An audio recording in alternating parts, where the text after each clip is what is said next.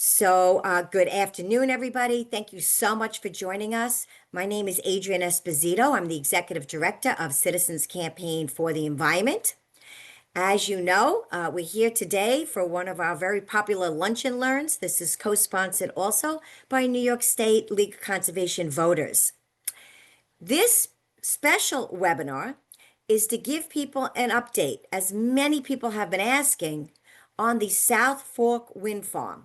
Many of you know this is the first commercial offshore wind farm here in the United States of America, located 35 miles off of the South Fork of Long Island. So it's been up and running for over a year now. People are asking, how is it going? What, have been the results? Is it generating power? Have any of the concerns become a reality? Well, we have all of those answers for you. And we really are delighted to have with us Kevin Hansen with Orsted. He's the head of affairs and government affairs and stakeholder relations of the Northeast. We also delighted to have with us Amy Ellis, who's the deputy head of government affairs and stakeholder relations in New York State. And they're here to provide us with much information regarding the first year of analysis and research about the productivity of the South Fork Wind Farm, environmental assessment after it has been up and running, and answer any questions that you may have. So thank you again for joining us. I'm going to turn it over to both Amy and to Kevin. Thank you. And please write your questions in the Q&A, folks, too. Thank you. Great. Thank you so much, Adrienne. Hopefully people can hear me. Let me know if not. And thanks to everybody who's joining today and is interested in learning more about the first commercial scale offshore wind farm in the US.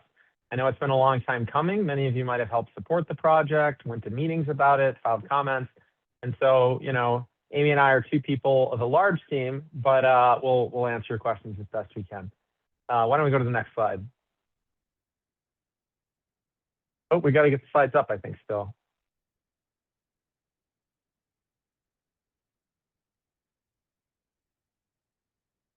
There we go. And maybe. There we go. Perfect. All right. We'll skip over well, if you go back one slide, actually, maybe Amy and I, maybe another one. Yeah, there we go. So we just got introduced, but just to give you a little bit more background on who we are. My name is Kevin, and I joined Orsted back in September 2022. And before that, I spent just under a decade working for the state of New York at Empire State Development, working to attract, among others, clean energy business investment and promote job creation, and also working with the state on the Climate Action Council scoping plan in terms of how to implement the state's climate law that was passed in 2019. I also live in Brooklyn, New York, so part of New York City, but on geographic Long Island, which matters because I spend a lot of time on Long Island with Amy. And I'm excited because I get to work with Amy and many other people across our company and many more contractors and partners that we work with to deliver these new offshore wind farms and help our company navigate all the federal, state, local regulatory requirements for what are obviously pretty complex infrastructure projects. So that's me. Amy? Thanks, Kevin. Hi, everyone. My name is Amy Ellis. As Adrienne said, I am the Deputy Head of Government and Stakeholder Relations for New York. I joined Orsted in July of 2024, and I helped to oversee local government affairs and stakeholder relations in New York. And also just for further awareness, I have both my undergraduate and graduate degrees from Stony Brook University.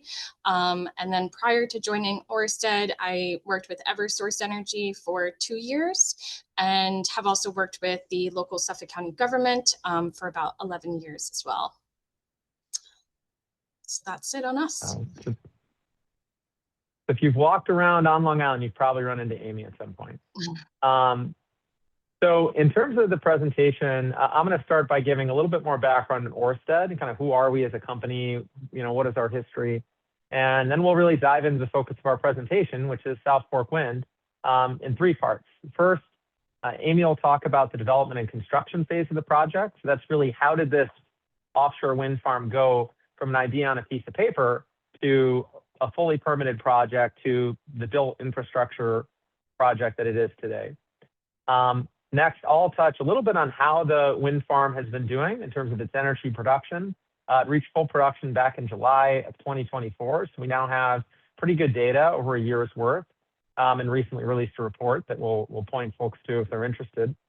And then last but not least, I'll touch on some of the results of our seafloor monitoring or benthic habitat marine life monitoring, which talks about how the project has been able to coexist with, and in fact, in some cases, support nature and marine life. So next slide. All right, so a little bit about Orsted. Orsted is a global energy company that is a leader in sustainable and renewable energy.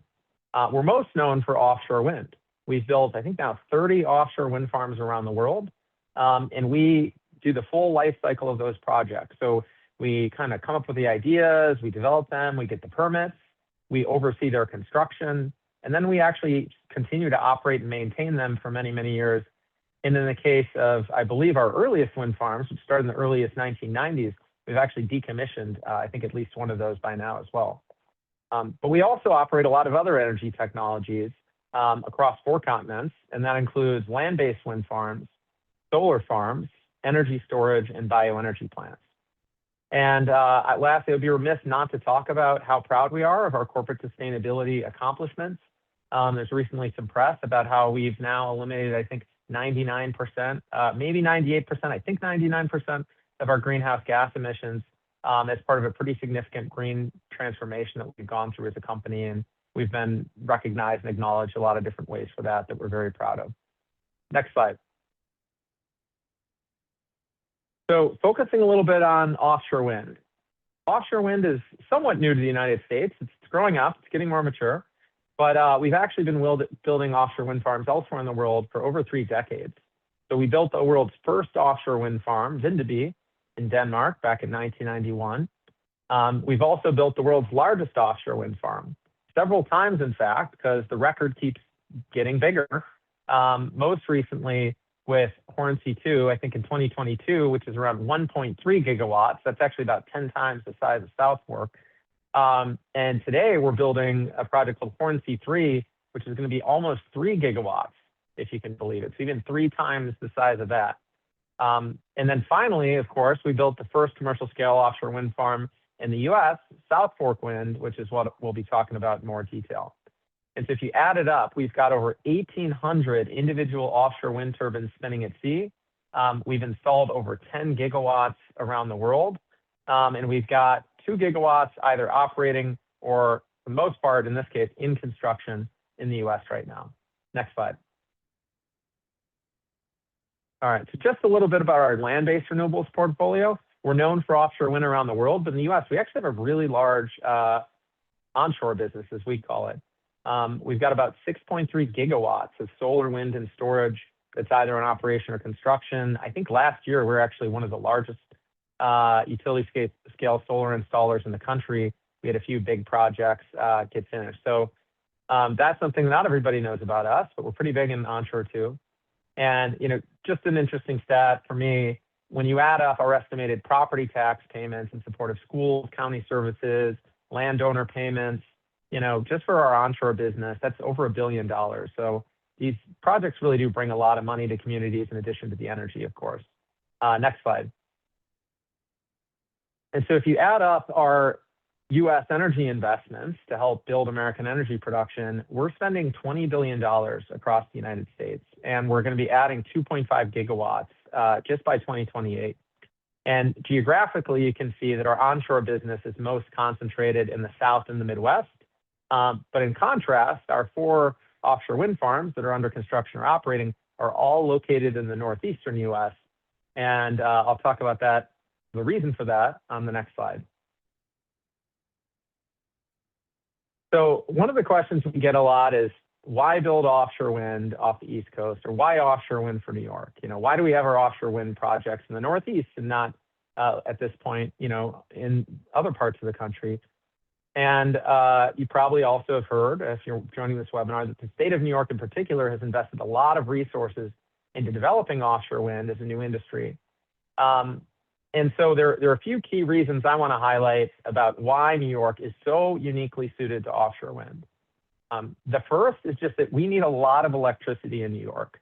We're a really densely populated area, and we don't have a lot of developable land to host new power plants and major energy infrastructure projects. And so offshore wind can deliver a massive amount of energy and be sited at sea and not require much land on shore. Especially if you look at the projections for how much more electricity the state and the country are going to need due to things like AI and data centers, electric vehicles, electric heating. The demand for energy of many forms is only going to continue to grow. And so offshore wind can help fill a lot of that gap. The second reason is, believe it or not, wind is not distributed equally. There are some parts of the world that are very, very windy. And if you see this kind of heat map that's in the second panel, you'd see that off the northeastern US, we actually have some of the fastest wind speeds in the world. And compared with onshore lands, the wind also tends to be really consistent, which is important. So, it's not just, it's that the wind is almost always blowing. We're almost always generating some amount of power if we have an offshore wind farm there. Third, there's something called the Outer Continental Shelf, which is a geologic feature that actually makes the Northeast really well suited and the East Coast for offshore wind. And what that means is there's a long seabed that stretches out pretty far east of the landmass of the continent that is just the right water depth for installing offshore wind turbines. If it was too deep, it'd be a lot more expensive, more complicated, require something called floating offshore wind most likely. If it was too shallow, there'd be some issues there, but it's actually kind of a Goldilocks water depth. And that's a third reason that really makes our region well suited for offshore wind in particular. And last, I think offshore wind carries a lot of really desirable, I think, long-term permanent jobs and benefits. It's helped to revitalize ports and across Europe, and now in many parts, on the eastern seaboard, you're seeing a lot more activity. It helps us as a country increase our energy security because we can get more energy domestically. Once we build these wind farms, the fuel is free. We don't have to pay anybody for the wind. And of course, there are plenty of environmental and public health and climate benefits of being able to rely on clean energy that doesn't release emissions or greenhouse gas pollutants. So some parts of the world might have a lot of oil. Turns out we've got a lot of wind. And when you add up those and the other benefits, that's what's really driven a lot of New York's policymakers to try to create the conditions for these very large but complex projects to succeed. Now, Kevin, I've heard it that the South Shore of Long Island has been called the Saudi Arabia of wind energy. Do you think that's pretty accurate? Yeah, it's not an analogy I often use, but I do think in terms of, in renewables, they talk about the resource. And what they mean there is like the sun or the wind. Is it a really, sunny spot, near the equator, high on a hill, whatever, clear skies typically that they would get. That's pretty easy to kind of estimate, as you might guess. The sun's very predictable, thankfully. And then there are other parts they talk about the wind resources, and that can be very geography specific. You can have one area that has great wind and another area not too far away that doesn't have as good a wind. So yes, the resource is real. Let's say that. And you can see, like, if you look on the chart a little bit, with the darker colors, yeah, I mean, there's a number of corridors there on the East Coast that the studies have again and again shown have some of the best wind speeds in the world. So next slide. Okay, so zooming in to New York. In New York, we're really proud because we're delivering 2 of the state's first offshore wind farms. And just to orient you a little bit, if you look at the slide, the dark blue areas on the right are where we hold an offshore lease with the federal government. So at some point in time, the federal government saw this opportunity too. They had auctions for leases that they delineated, and we acquired the rights to those leases to install offshore wind turbines. The lines on the map show the approximate route of an undersea electrical cable. So think of it as a really long extension cable of how we get the power from that offshore wind farm way out at sea back to the grid where it's needed. And then the dots show where the wind farm plugs into the grid. And so just to kind of go project by project, South Fork Wind has been our first project for New York. It was completed in March 2024 and got fully up and running, energized, passed all testing by July 2024. And that project runs its cable into the town of East Hampton. South Fork was contracted for directly with LIPA, not necessarily because LIPA was just looking for an offshore wind farm, but because they had a challenge.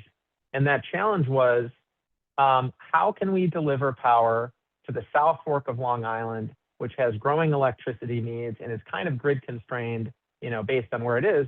And it just so happened that an offshore wind farm was proposed and was one of the winning solutions. Our second project, Sunrise Wind, will send its cable a little bit farther west into the town of Brookhaven, where we've worked with that community for many years as well. And that was awarded to us from NYSERDA, which was running some competitive procurements. And that project will be completed around the second half of 2027. Today, we're going to focus on South Fork Wind. I think we could probably do another lunch and learn someday on Sunrise Wind, Adrian, if you'll let us. But we'll probably focus on South Fork Wind today, if that's okay. No, we will be doing that, everyone. Okay, there you go. You heard it here first. Okay. And I'll turn it over to Amy for the next few slides.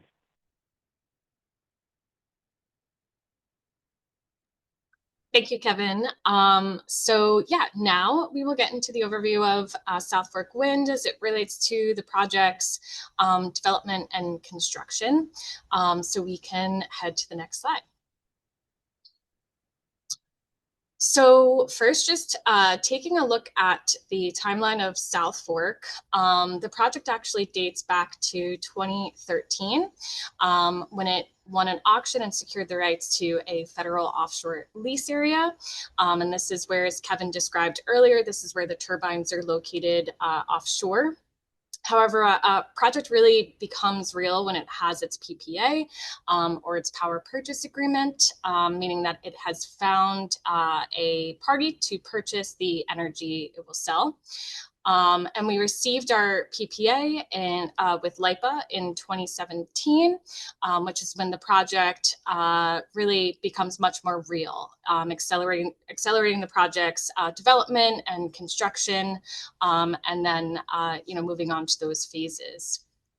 And then just over the next 5 years or so, that's when we worked with federal, state, and local partners to acquire the necessary permits and real estate access to build the project. And then in February of 2022, that's when we officially began our onshore construction with over 1,000 workers across the nation contributing to build the project. And then in November of 2023, that's when the project's first turbine was installed offshore. And then in March of 2024, that is when all 12 turbines were installed, marking the completion of the first commercial scale offshore wind farm in the US. So we can head to the next slide. So something that we are certainly very proud of at Orsted is that both our onshore and offshore construction is performed with union labor. This collaboration is the result of Orsted signing the country's first nationwide project labor agreement, which we called the National Offshore Wind Agreement. And then this agreement created, local good-paying union job opportunities. And just as a little fun fact, which we'll get to a little bit later, in total, there was 1.5 million union labor hours that went into supporting the construction of South Fork Wind. And we can head to the next slide. So just sharing a bit of a visual, I know Kevin kind of went over this already, but just again, looking at this map, this is of our offshore export cable route for South Fork Wind. So if you look at the far right in the green rectangle area, you'll see our offshore lease area. It's depicted by 12 purple dots, each for a turbine, and then we have an extra one for our offshore substation. And again, as Kevin kind of briefly described, the way a wind farm sends its power to shore is through an individual array cable. Basically, it connects each of the wind turbines together and then connecting to the offshore substation, which then collects the energy from the wind farm and then sends that through the single export cable, which delivers that energy onshore to the substation. So Kevin again had mentioned it as like thinking of that long extension cord there. So again, just looking beyond that kind of rectangle area, that black line to its left is the offshore export cable. Again, that is approximately 60 miles in length. And then the offshore export cable, it eventually reaches to shore, making landfall at Beach Lane in East Hampton. And then it eventually continues onshore to its final destination, which is the East Hampton substation. So we can head to the next slide. And again, just showing another visual of our onshore cable route.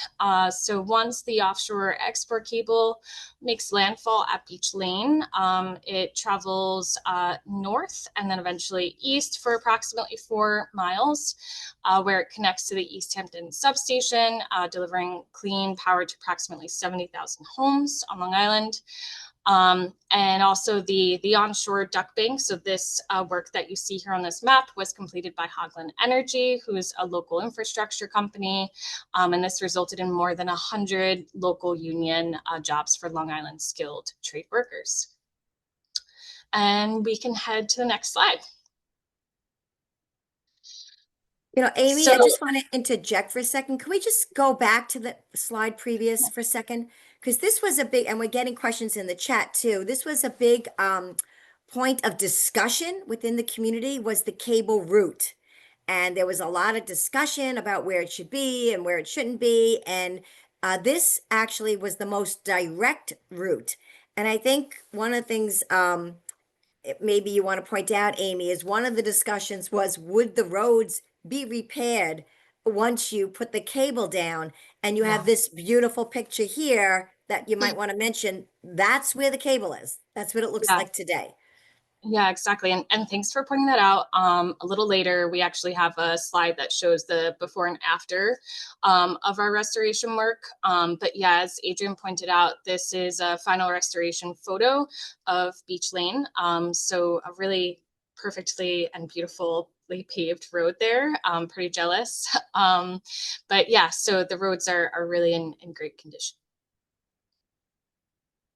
And I think, yeah, this video here is just another visual of what the onshore cable route looks like, and just kind of minding that this is during our temporary restoration work. So as Adrian kind of pointed out, this is not what the roads looked like in a final condition. This is during the temporary restoration work, but this gives you an idea of just kind of how short the cable route, the onshore cable route was, or is rather. And then this ends at the East Hampton substation there. So yeah, I think we can head to the next slide. So this is another video.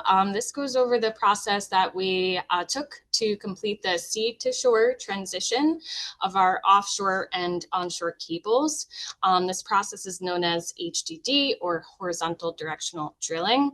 But this video certainly, goes over it a lot better. So I'll let the video take it from here.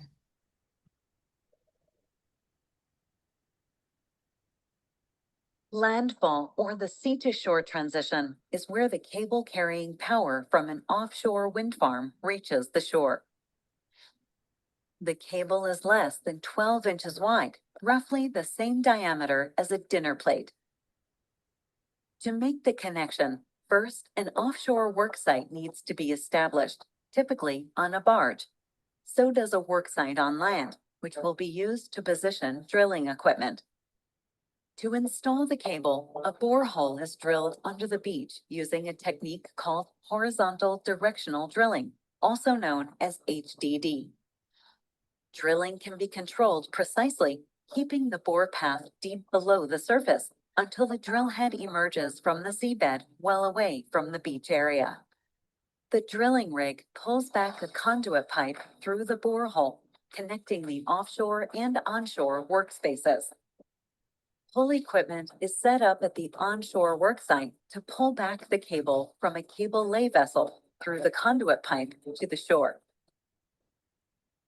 The end of the cable is connected to an onshore cable in an underground vault. Since it's housed below the surface, the underground vault is basically invisible once constructed, except for some manhole covers in case access is needed in the future. The cable lay vessel continues laying cables towards the offshore wind farm, where it connects to the turbines so they can send their power to shore.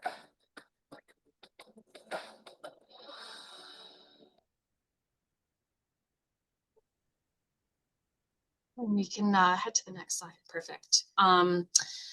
Yeah, and just as part of our work, we really designed our project so that access to the nearby beach and homes were maintained throughout our construction.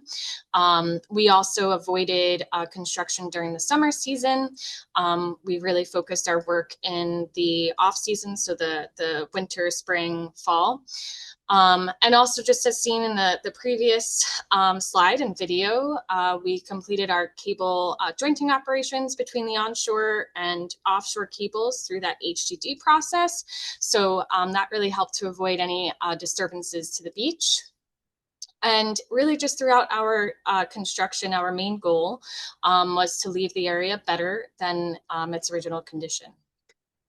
And this photo here again just shows that onshore HDD operation at Beach Lane. And we can head to the next slide.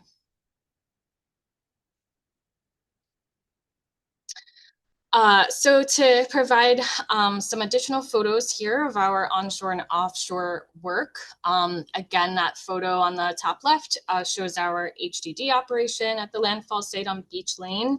The photo just below shows some of our local union workers completing our duck bank work.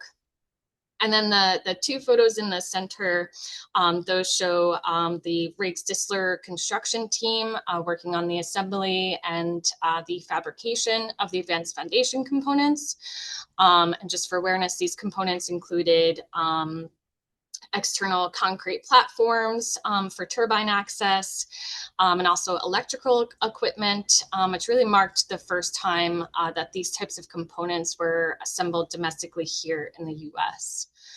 And then those last two photos on the right show some of our offshore work. The photo on the top shows a turbine installation vessel, and then the photo on the bottom shows our offshore substation, which was designed and engineered in Texas. And we can head to the next slide. So here are those before and after pictures of what some of our restoration looked like.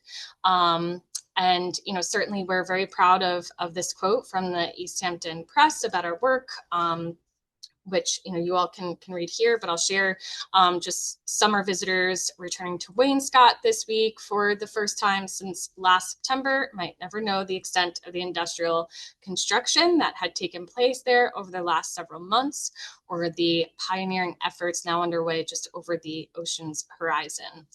So certainly a lot of things to be proud of there, and just in terms of the beautiful roads and the conditions there as well. So next slide.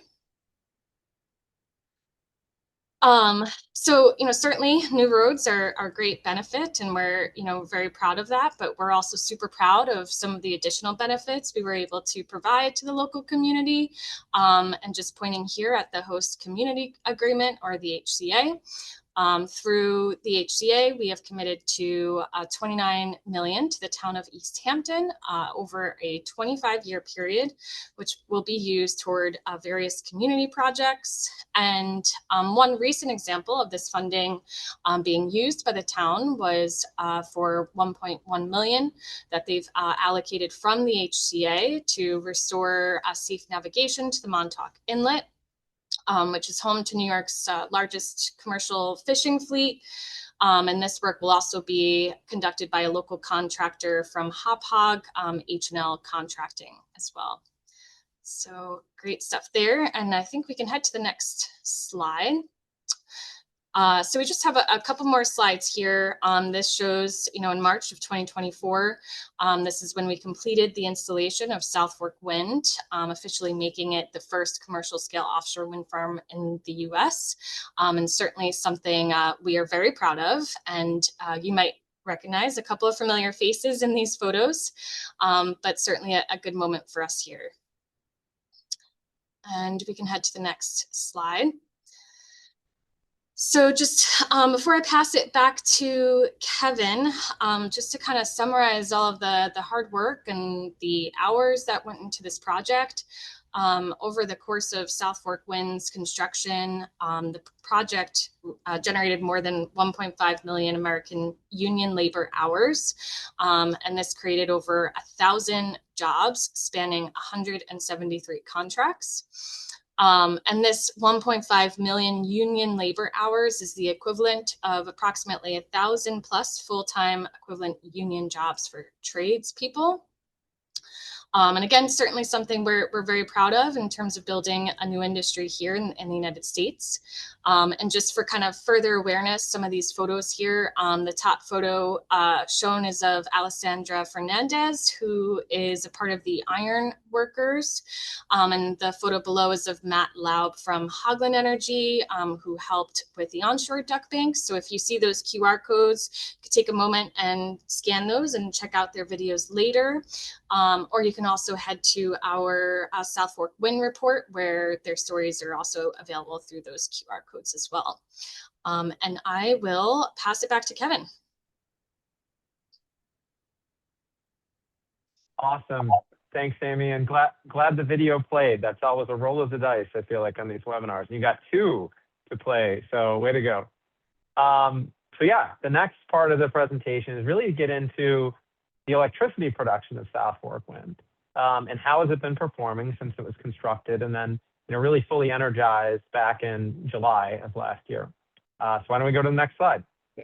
Kevin, I just want you to know a lot of questions in the chat about how is it performing. So you're on. Good. I'm glad we had the slides then, because then maybe we'll head off some of those and we'll get to more. So the spoiler is that it's doing really, really well. And in fact, I think probably exceeding our expectations a little bit in terms of its power production. And wait, so I'm how do we sorry. know? I have to pause for a moment, Kevin. Can you please say that again? It's performing really, really well. And I think it's arguably exceeding our expectations for power production. So, don't jinx anything, Adrian, but yeah, it's gone really well. So the right-hand chart shows how much electricity the wind farm has generated each month, so since it started in July of last year, as a percentage of the maximum output it could have produced if it was operating at full capacity all of the time. So this measurement is also called a power plant's capacity factor, if you've never heard this before. So for example, a power plant that was operating at 100% capacity 100% of the time for the full month would have a rating of 100%. If a power plant wasn't operating at all the entire month, it would be 0%. And if it's operating roughly at half capacity on average over the period, that would be about 50%. And all power plants are down for maintenance. They're not usually up at full utilization, et cetera. So during the first year, if you average up day by day how South Fork Wind did, it had a capacity of around 46%, or close to half of its maximum production.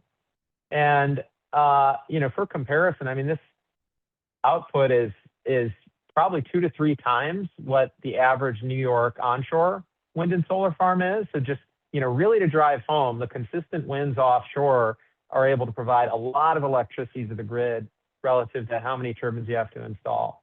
And in particular, if you look at just the first half of this year, or January to June of 2025, the project actually hit 53% capacity factor, which is equal to the latest federal data on natural gas plants for New York. So that is a really, really powerful utilization rate. And on the left slide is a screenshot from an article by Power Magazine, a trade outlet, that named South Fork Wind its Global Power Plant of the Year. And in talking about why they picked South Fork Wind, I mean, they pick power plants all over the world. This year, they said because it had to overcome so many challenges associated with building a new industry in the United States. There was a lot of trailblazing in terms of supplier development, workforce development, navigating new permitting regimes, and we're really excited to get that recognition. And I could talk about the data for a while, but maybe just one other point to talk about is if you see how strong the wind farm performed during the winter. So you can see in November, 56%, 47%, 55, 51. That's really important because the winter is also when we, as a society, have to use a lot of natural gas for heating.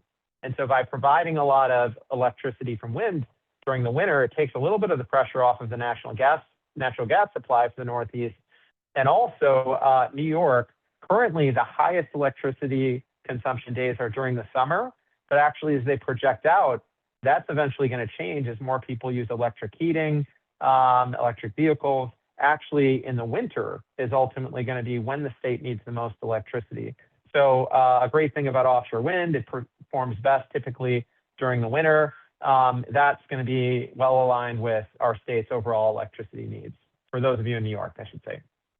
So exciting data so far, and actually the federal government puts out data. It's a little bit of a lag, but on a monthly basis, and so that track record will just keep accumulating. Next slide. So in September, I think we realized there was a lot of interest. How is this wind farm doing? It's the first commercial scale offshore wind farm in federal waters, and so we released a report that you can find, and I think we'll show you a QR code later.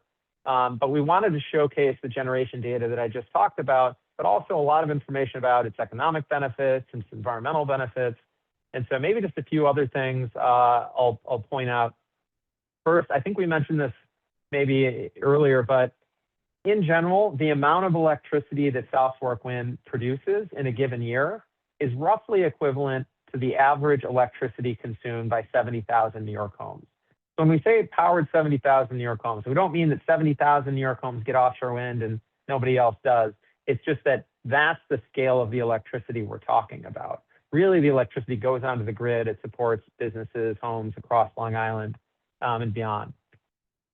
Another stat that I think is interesting is, because offshore winds blow so consistently, we looked at all of the incremental time periods in terms of when we were providing power to the Long Island Power Authority, and we found that 92% of the time, the wind farm was generating at least some electricity. So, sometimes hear the term intermittent. South Fork Wind is not very intermittent. It's pretty consistently producing power almost all the time. It is variable, however. It tends to produce more power in the evenings, less power in the middle of the day, more power in the winter, as we saw, a little bit less in the summer. And so to get a sense of how that power production varies during the day, we created this chart on the right, which the yellow line is the state's overall electricity demand, scaled, of course, by hour of the day. And the blue line is how much South Fork Wind has produced on average during I think it's the first year we looked, yeah. So, as you can see, what's interesting is New York uses the most electricity kind of right around dinner time after people get home from work. And right as you see that yellow line as electricity demand going up and up, that's when South Fork Wind is also starting to go up and up and up and produce more power. So it also helps the grid to meet peak demand by delivering electricity at an important time of the day. Next slide. Okay, so we're almost to the end. I guess we've got the benthic monitoring, and then hopefully Adrian will leave enough time for some good questions that haven't been answered yet. But another thing I think is worth pointing out, it's a little bit local to Long Island, but Long Island relies on natural gas for a lot of its electricity supply. And there are a lot of ways that's worked really well for the region, but it does help to create a more resilient grid when you diversify the fuel mix. And so by adding offshore wind, now we've got another potential source of domestically produced energy. And so a good example of this was on June 24th of this year. Some of you may remember during the summer, we had some pretty hot days. And during a heat wave, the grid operator for New York, the New York Independent System Operator, actually had to declare what they call a major emergency. And really what that means is they're calling on every available resource to try to meet electricity demand due to skyrocketing temperatures. So they're trying to import power from the Midwest. I think they might have gotten some from Canada. And at that moment, when we were really stretched for electricity, South Fork Wind was having one of its best days. It was operating at nearly full production capacity. So again, 87% of the maximum power it could have been generating during those 3 hours when it was really needed the most. And so it just talks about having different types of energy in your mix helps to balance for different periods when you maybe need a little more. All right, next slide. Okay, so last but not least, the next couple of slides are going to touch on what I talked about as the benthic monitoring work, or studying the project's environmental impacts on the seafloor. And as part of delivering this wind farm, we have a lot of environmental monitoring that goes into our project development, just tons of safeguards. People on our vessels who look out for protected species and stop work if they see them. We've had vessel speed restrictions. We've got acoustic monitoring devices for wildlife. But one thing in particular we've looked at is a comprehensive seafloor monitoring program that includes targeted visual studies that look at the seafloor before the project was constructed, during construction, and after construction. And when you look at these different periods and you see how things are before and after, you can figure out, well, did the project impact the seafloor, and if so, how? So let's go to the next slide. So there's a whole website that's really neat that this environmental monitor, Inspire, who did great work, did for us, where you can see photos and videos, but I've started to crib some of the stuff from their webpage here. And the main finding is that they didn't detect demonstrable changes in what they would call the biological communities, or the benthic functions, in the area of the wind farm. So that really looked at the soft sediments surrounding the offshore wind foundations, the soft sediments along that, remember, 60-mile export cable route, and boulders that were relocated as part of getting the seafloor ready for the project.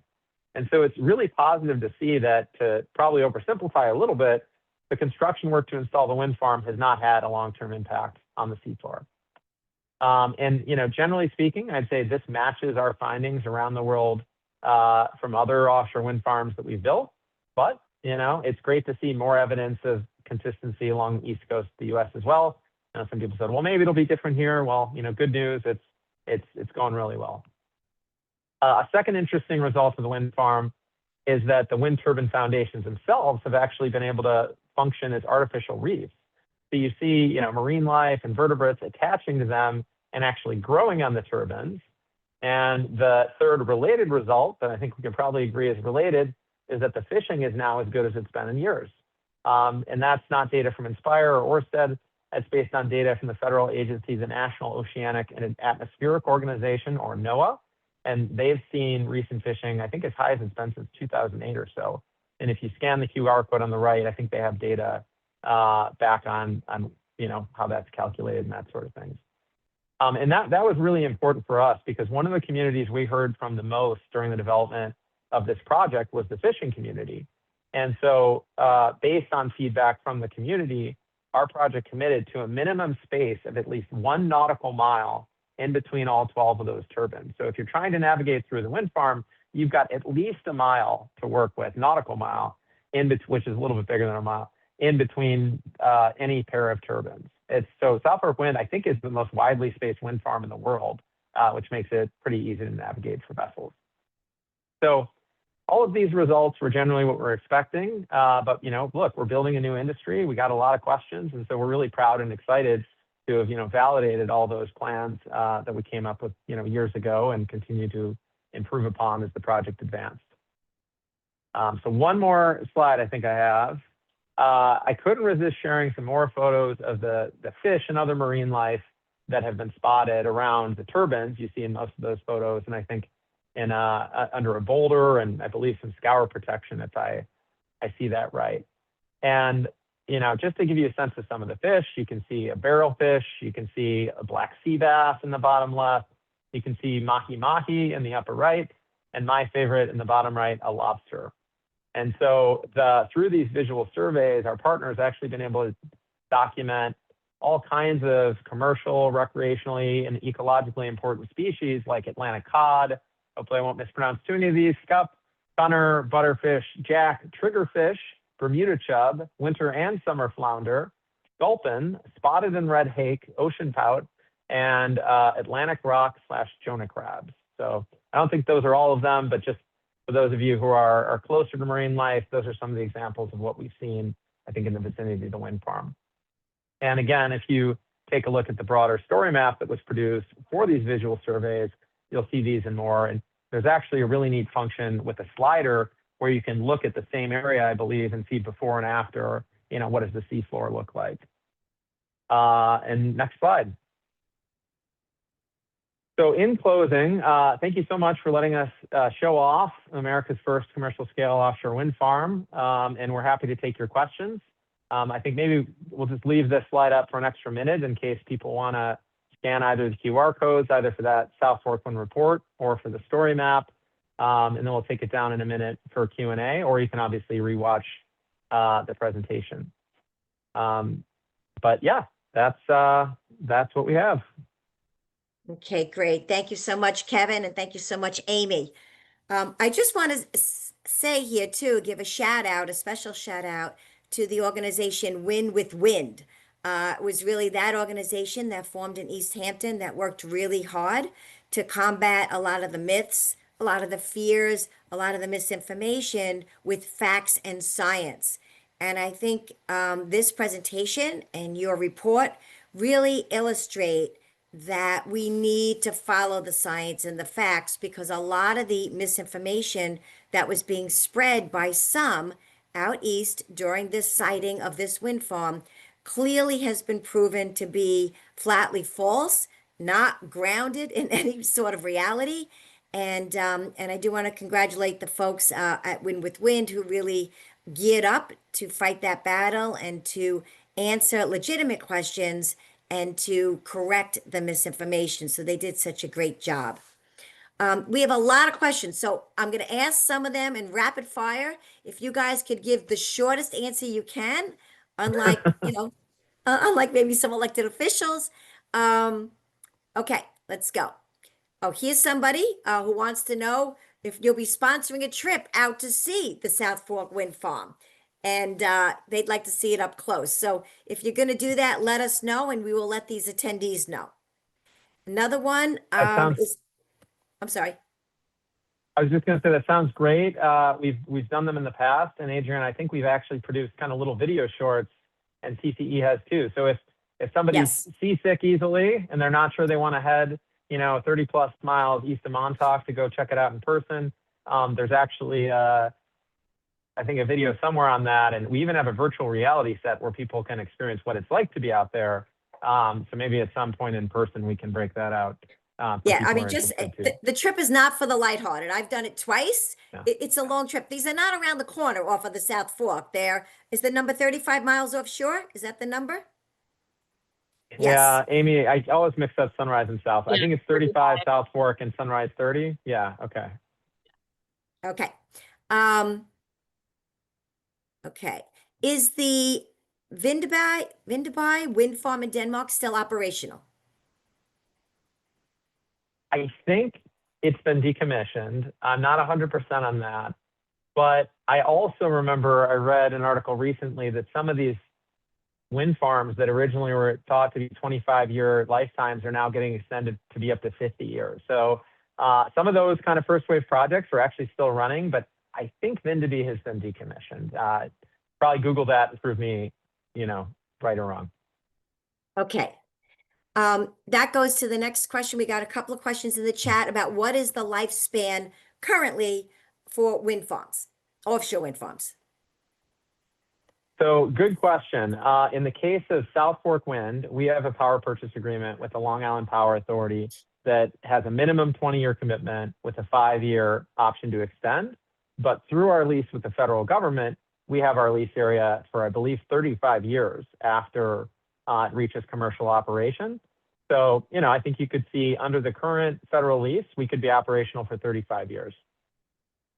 And then at some point, it could keep operating, or we could choose to do what's called repowering, where maybe you put, new and improved wind turbines to get even better production capacity. Sometimes renewable projects do that as well. But yeah, that's the current assumption. Okay. This is anonymous attendee. I don't know why you're hiding. Is there a benefit to contracting with either LIPA or NYSERDA? Is there a benefit from one over the other? Oh, you mean either or? Yes. Well, I don't think there's really a big concern. I'd say in short, no. But if you let me have a quick response on that, I'd say contracting with someone has a lot of benefits, and I think not just for us, but also for ratepayers. Because typically the way electricity is priced, it's very kind of up and down. If you've ever looked at a price chart of, electricity charges during the day, et cetera. And, as a project owner, we'd prefer not to have revenues like this one day and that another day and that another. It's really hard to kind of manage your cash flow and long-term planning. It's a lot easier if you're going to get paid this for however much wind you generate. And for ratepayers too, it makes it predictable. We can promise, a pre-established price for many years. So we're not subject to kind of volatile seasonal price spikes and Right. things like that. And so having that agreement with a government counterparty where we agree, like this is the price over the entire life of the wind farm contract, that's great for us. It makes it easier to finance it and predict it and understand how much it's going to cost. And it's great for the ratepayer, because it helps hedge and make those electricity bills less Right. volatile. But And in I terms of don't either think, or, it's not a real difference. I was going to say, I don't think enough people understand that in the world of Mm. volatile energy prices. As many people here know, it's very volatile due to geopolitical circumstances. I mean, when Russia invaded the Ukraine, oil skyrocketed, for instance. We could go on and on with the examples, but with offshore wind, none of that impacts energy prices. The wind price is the wind price is the wind price. There's a 20 or 25-year contract. It's a known quantity. It's not subject to any kind of global event. And that does add stability to our rate base. Can you tell us how many megawatts is each individual turbine rated for? I can tell you that it's 11 megawatts times 12 turbines, which is how we get to 132. And there's a Okay. little bit of wiggle room in there. There's, these technologies called power boost and things that under certain conditions you can actually do even a little bit better. But generally speaking, it's 11 megawatt per turbine, and there are 12 turbines for South Fork. Okay. Paul is asking, is there any hope for wind farms coming back to the New Jersey coastline? Paul, that is a very different webinar. I think there is, you will see. I don't Uh, think Orsted can answer that. That's more of a political winds, not an offshore winds question. So stay tuned. Anthony's asking, what does Orsted have planned for supplier and workforce opportunities on Sunrise Wind's 2026 schedule? so good question. I think for our Sunrise Wind project, which again probably needs its own webinar, but that is going to be complete in the second half of 2027. And so we have already done a lot of supplier contracting and engagement for that project for the onshore construction, which is done first. And just as an example, I think Hogland got, I think we announced a contract award for them for $200 million for the duck bank work alone. So there is a lot of workforce and supplier partnerships going on already. And obviously that will continue. So the short answer is yes, there are opportunities. I think, Adrian, maybe we can, when we send this out, give them an email for the South Fork Wind project, and we can maybe follow up individually about how to get registered as a vendor if you're not. But we have supplier forums is something we've done several times. Oh, great. And a key thing to figure out is kind of like what size of business you are, because there's just so many contracts. I think you saw 176 contracts in the U.S. to deliver South Fork Wind. So we'll have kind of a number of larger companies typically that we contract with, but then they contract with subcontractors, and then they contract with subcontractors. So, if you're selling nails, like you're probably not selling it to Orsted, you're probably selling it to one of those subcontractors to subcontractor to a contractor. But that's what the supplier forums and these other processes we go through are meant to help out, to help companies figure out like where can they plug into the offshore wind supply chain. And, each project we build in the U.S., I think has had more and more of an American supply chain because we have more and more experienced companies and workers. Okay, thank you. Jane is asking a common question also. Are the offshore cables beyond the connection box above or below ground? Can they be snagged by a dragger net from a boat, or by dredging equipment? So that's a good question. I would say in general, all of the cables are buried. And so I want to say our array cables are buried maybe half a dozen feet beneath the seabed. In terms of like how they come up through the foundation, and I don't know the technical design, but obviously, you could imagine that getting a cable snagged and potentially having any kind of interruption to the wind farm, that's something we really want to avoid for all kinds of reasons as part of our business and as part of being a great partner. So that all gets taken into account, I'll just say in general, as part of the permitting and design process, because nobody wants any kind of an issue to happen. No, but okay. Here is a very, very astute person watching the videos. What happened to the overhead power line on the right side of Wainscott Road? It's in the before photo, but not the after one. Amy? Oh, geez. Amy, do you know that? Is it still there?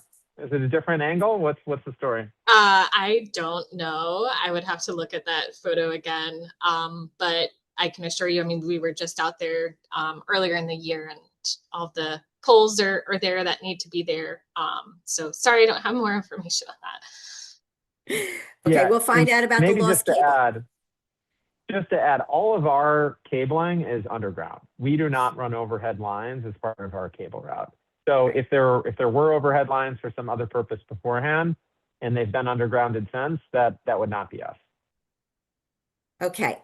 I think this is a common question too, just so you can clarify this, and then we're only going to take one more, I'm sorry, or two more.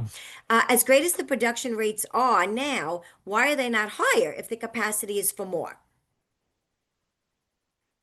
So good question. So when you think about like the most power that the wind farm could generate, so think about each turbine having 11 megawatts of power potential. That implies that every turbine is active, so it's not down for maintenance or anything like that. It implies that the wind is going really fast, really, really strong, so it's spinning about as fast as it possibly could. That the grid doesn't have any work being done on transmission lines that might ask us to reduce our production capacity. And so there's these kind of like series of things for it to be full production all the time. And so there are days where the wind farm has been at pretty close to 100% capacity, very windy days when, offshore storms and things like that. Like the wind farm has been almost full production the whole day. But, typically, just walking down the street, obviously you have some days that are a bit windier than others. So even though the winds are pretty strong and consistent in general, some days the wind speeds are higher than others is what it comes down to. Okay. We're just going to do two more quick questions. You didn't mention anything about impacts to birds. This is from Jill. Do you have any environmental analysis of that for the first year?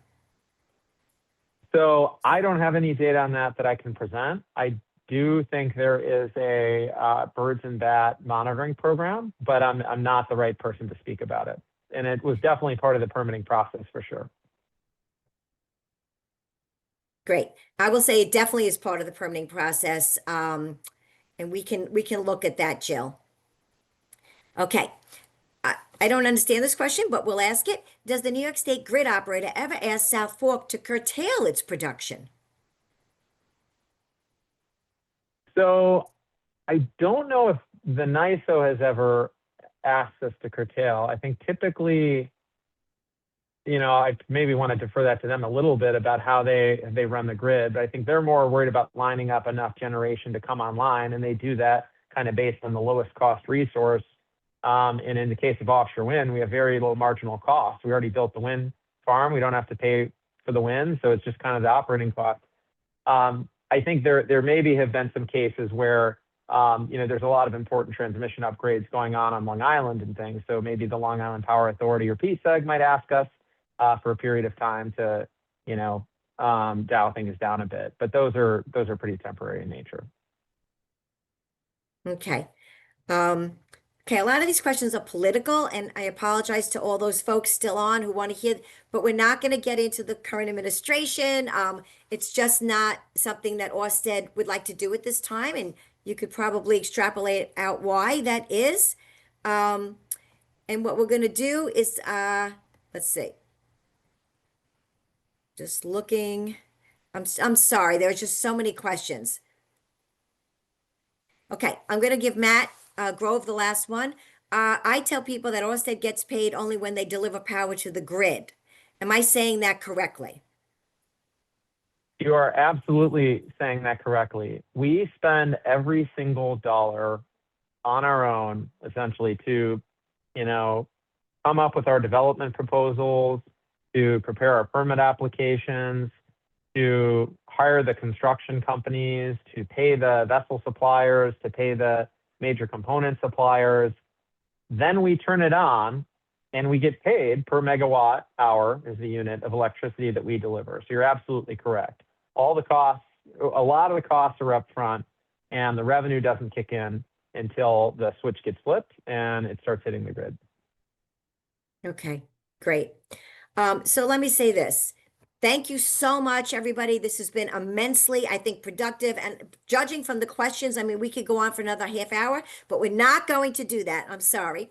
But I do want to say that this has been recorded. We will be posting it on our YouTube channel. We will send it to everybody who has registered. So if you have others who you want to show it to or have questions answered, we appreciate everyone's time. Thank you so much to Kevin and Amy for joining us. We have people actually from all over the East Coast that joined today to get this update, not just Long Island, not just New York, but actually I answered one question from somebody from England. So a far-reaching crowd today. We believe this is historic. This data and this assessment will be used by other areas across our nation to help usher in a new wave of renewables. So thank you so much, and we look forward to seeing everybody in the future. Bye now. Great. Thank you, Adrian. Thanks, everybody else. Thanks. Bye. Bye.